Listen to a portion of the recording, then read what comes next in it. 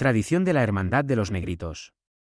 En los últimos tiempos del siglo XIV existían en los reinos de Castilla, Aragón, Navarra y Portugal gran número de negros y mulatos, vestigios de los grupos invasores llegados de los almorávides, y que, tras la reconquista del sur de España, habían venido a convertirse en esclavos. Unos de los nietos de los que encadenados rodearon la tienda de Miramamolín en la batalla de las Navas de Tolosa. Otros, descendientes de los que desde el Senegal, incorporados a las tropas de los Beni Merino benimerines, habían ensangrentado las comarcas de Al-Ándalus occidental.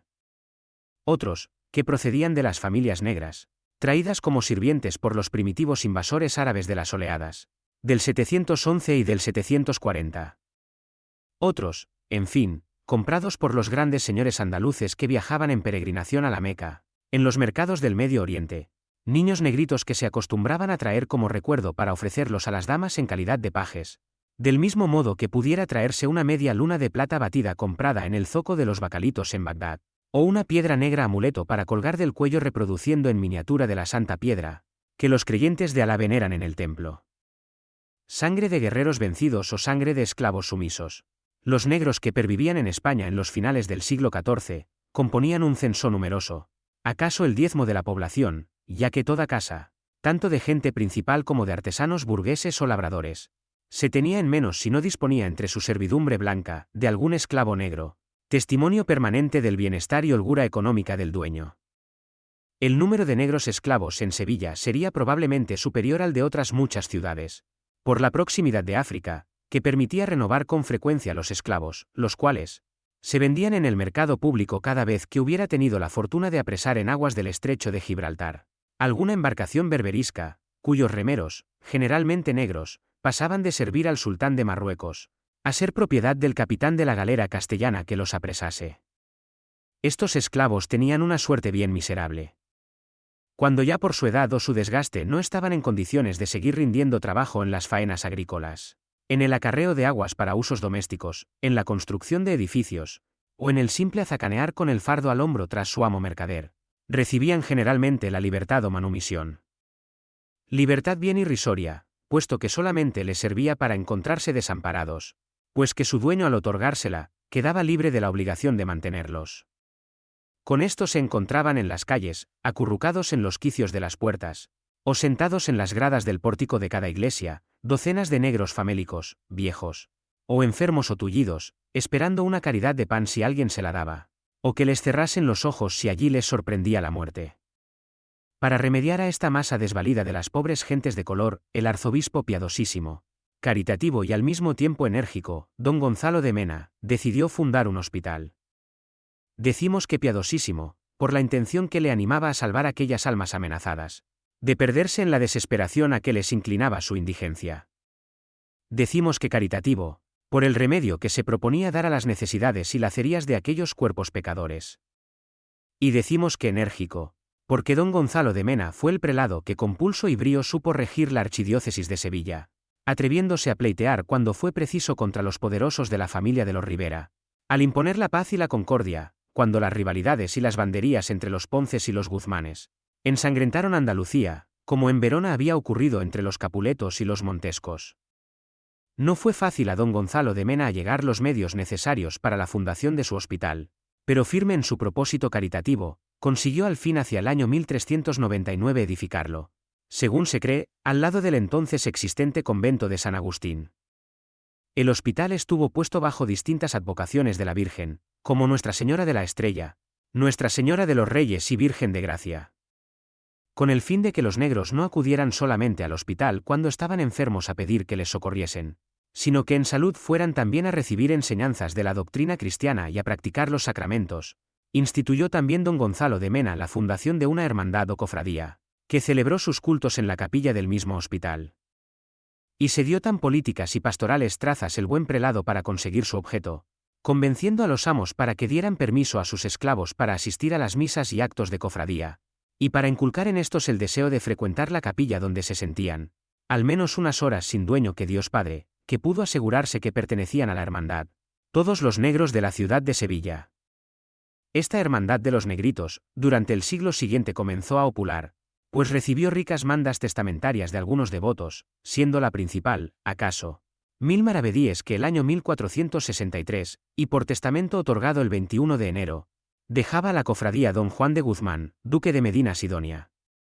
El haberse reunido los negros para esta finalidad religiosa implicó, tal vez como lo previera el prudentísimo don Gonzalo de Mena, una importante mejora en la condición social en que se encontraban, pues ya ningún amo se atrevía a maltratar a su esclavo negro injustamente por temor a que la hermandad, que contaba con el apoyo de la Iglesia y de algunos principales señores, le pidiese cuentas de su injusticia.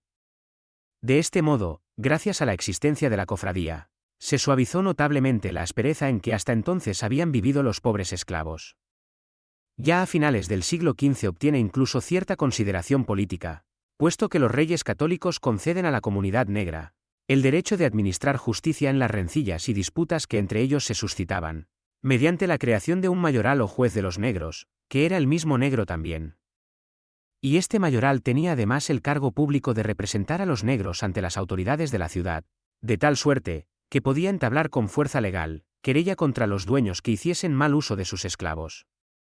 Uno de estos mayorales fue el famoso Juan de Valladolid, negro que había sido portero de cámara de la corte de Isabel la Católica, y que, erigido en representa de los negros, ejerció su cargo con tal dignidad, y consiguió de la reina tal apoyo, que mereció con justicia que se le considerase, se le respetase y aún se le temiese tanto como a cualquiera de los aristócratas de la corte, llamándosele el Conde Negro, y con tal sobrenombre, ha pasado a la historia, y aún se conserva su nombre en una de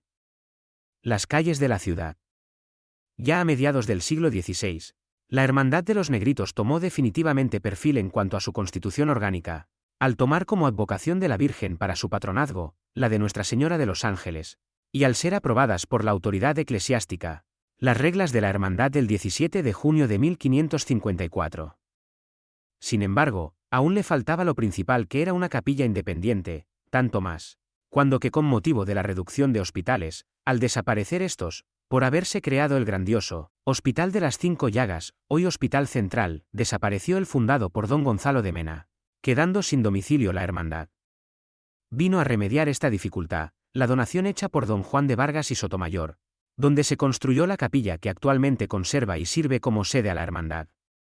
En el año 1653, ocurrió el asombroso episodio que ha dado verdadera fama a la cofradía de los Negritos. Debatíase entonces intensamente la cuestión teológica del dogma de la Inmaculada, aún no definido por la Iglesia, pero aceptado como creencia firmísima por Sevilla, que fue la primera ciudad de España en formular el voto de defender la Inmaculada Concepción como punto dogmático. Las hermandades sevillanas y las corporaciones eclesiásticas y cabildos acordaron costear dicho año cultos solemnes en honor de la limpia y pura Concepción de María, y la Hermandad de los Negritos no quería dejar de hacerlo con tanta devoción como la que más. Sin embargo, había el obstáculo insuperable de la falta de medios económicos, lo que produjo entre los negros cofrades la mayor aflicción. Siendo como eran gente menesterosa, no pudieron recaudar entre ellos el dinero necesario, y en aquellos momentos, la hermandad, que había realizado gastos para atender a otras necesidades, no tenía un solo maravedí en caja. Pero lo que faltaba de caudal suplíalo con creces el acendrado amor a la Virgen que rebosaba la hermandad, y así ocurrióse a los dos principales cofrades, que se llamaban Fernando de Molina, hermano mayor, y Pedro Francisco Moreno, alcalde de la cofradía, un sorprendente y heroico arbitrio para allegar recursos.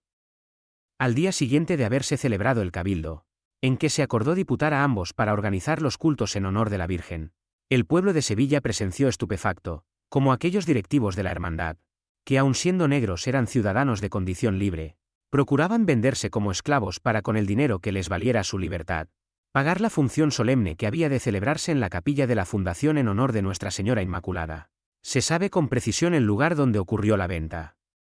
Fue en la calle de Manteros, en la acera izquierda, tal como se va desde la capillita de San José hacia la plaza de San Francisco. Lugar de mucho tránsito, punto de reunión de tratantes de ganado, corredores de granos, mercaderes y vendedores de fincas, tal como aún hoy lo es ese sitio. La presencia de los dos negros, decentemente vestidos, pregonando a voces que voluntariamente se vendían como esclavos, debió causar escalofriante impresión entre los sevillanos que los escuchaban.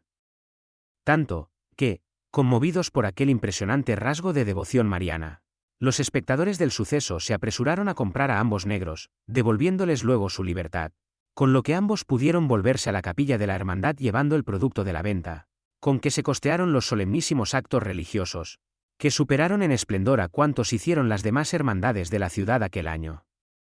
Sin embargo, ellos no aceptaron por entero aquella libertad que se les devolvía, sino que reconociéndose desde entonces como esclavos de la Virgen, dedicaron totalmente su vida al servicio de la hermandad, llevando un grillete al cuello en señal de servidumbre, renunciando a sus nombres y apellidos de ciudadanos libres para tomar otras más sencillos y propios de esclavos, de la cruz, viviendo en la inmediación de la capilla donde moraba su dueña y señora, la Virgen de los Ángeles.